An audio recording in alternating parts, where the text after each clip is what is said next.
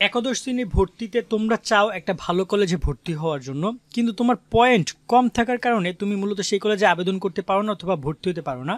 আজকে আমরা তোমাদেরকে একটা গুরুত্বপূর্ণ কৌশল শিখিয়ে দিব, যে কৌশল তোমরা যদি প্রয়োগ করো তাহলে তোমরা ভালো কলেজে ভর্তি হতে পারবা, পয়েন্ট কম নিও। এখন কী কী সেই কৌশল আজকে এই ভিডিওতে আমরা চলো সেই বিষয়টা তোমাদেরকে একে একে দেখায়। দেখো, একটা কলেজে যখন তুমি অ্যাপ্লাই করবা তখন সেখানে একটা মিনিমাম জিপি আছে, যেমন এখানে মানবিকে 4.50, সায়েন্সে 5 পয়েন্ট, বিজনেসে 4.75। এছাড়া কিন্তু অ্যাপ্লাই করতে তোমরা পারবা না এই সকল কলেজে।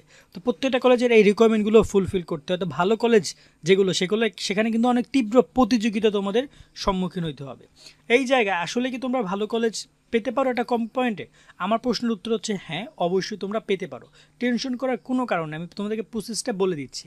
দেখো, একটা ভালো কলেজে অনেক প্রতিযোগিতা হবে। তো এখানে তোমাদেরকে যদি একটু চান্স পাওয়ার, সেখানে যদি তুমি খুব সহজে ভর্তি হতে চাও, তাহলে তোমাকে যেটা করতে হবে, তোমাকে সেই প্রতিযোগিতায় টিকে থাকতে হবে। এখন প্রতিযোগিতা কিন্তু প্রত্যেকটা গ্রুপে হবে, মানবিক, ব্যবসা, বিজ্ঞান, সবগুলো গ্রুপে হবে। এখন তুমি কোন গ্রুপের স্টুডেন্ট সেটা তোমাকে আগে বুঝতে হবে। সেকেন্ড যে ব্যাপারটা সেটা হচ্ছে তোমার যে পয়েন্ট কম কেন, সেই কারণটা খুঁজতে হবে। সায়েন্সের শিক্ষার্থীদের বিশেষ করে পয়েন্ট কম বা রেজাল্ট খারাপ বা মার্ক কম আসে বেশ কয়েকটা কারণে। তার মধ্যে একটা হচ্ছে হয়তো বা তাদের গ্রুপ সাবজেক্টের প্রতি মনোযোগ দিতে তাদের মেইন সাবজেক্টের প্রতি মনোযোগ দিতে পারছে না, অথবা মেইন সাবজেক্টের এবং গ্রুপ সাবজেক্টে যে একটা প্যারা এটা অনেকে নিতে পারছে না, যার কারণে রেজাল্ট তাদের খারাপ এসেছে। আবার ব্যবসা মানবিকের অনেকে দেখা যায় অনেক ভালো স্টুডেন্ট কিন্তু পারফেক্টলি লিখতে পারছে না, লিখলেও শিক্ষক নম্বর দেয় না। সো তারা কিন্তু সেই বিষয়গুলো মাথায় রেখে এখানে রেজাল্ট খারাপ করছে বা পয়েন্ট কম পাচ্ছে। এখন এই জায়গায় করণীয়টা কী?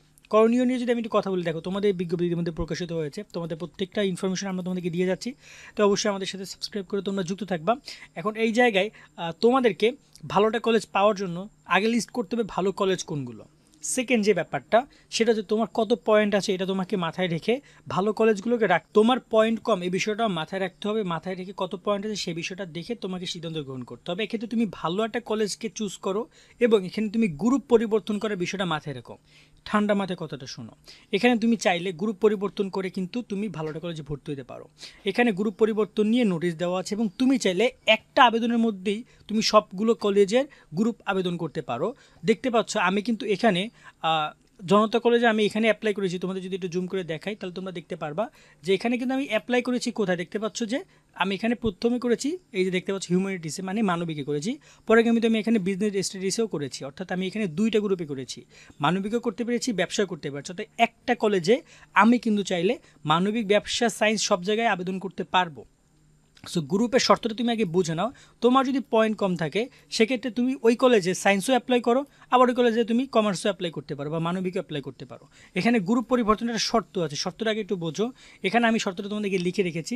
তুমি চাইলে বিজ্ঞান গ্রুপ থেকে ব্যবসা গ্রুপে যেতে পারবা, মানবিক গ্রুপে যেতে পারবা, এবং তুমি আবেদন করার সময় চাইলে এই রকমের 3টা আবেদন করতে পারবা। অর্থাৎ তুমি চাইলে বিজ্ঞান গ্রুপের স্টুডেন্ট, তুমি ওই কলেজে, ধরুন আমি যদি বলি, ধরুন তুমি বিজ্ঞান গ্রুপের স্টুডেন্ট, তুমি এখানে কী করবা, ঢাকা কলেজে। তুমি চাইলে সায়েন্সে যদি তোমার জিপিএ 5 থাকে তুমি সায়েন্সও আবেদন করতে পারবা, তুমি চাইলে এখানে মানবিকও আবেদন করতে পারবা, তুমি চাইলে ব্যবসা আবেদন করতে পারবা। 3 জায়গায় তুমি আবেদন করতে পারবা, 3টে জায়গায় তোমার আবেদনটা চলে যাবে।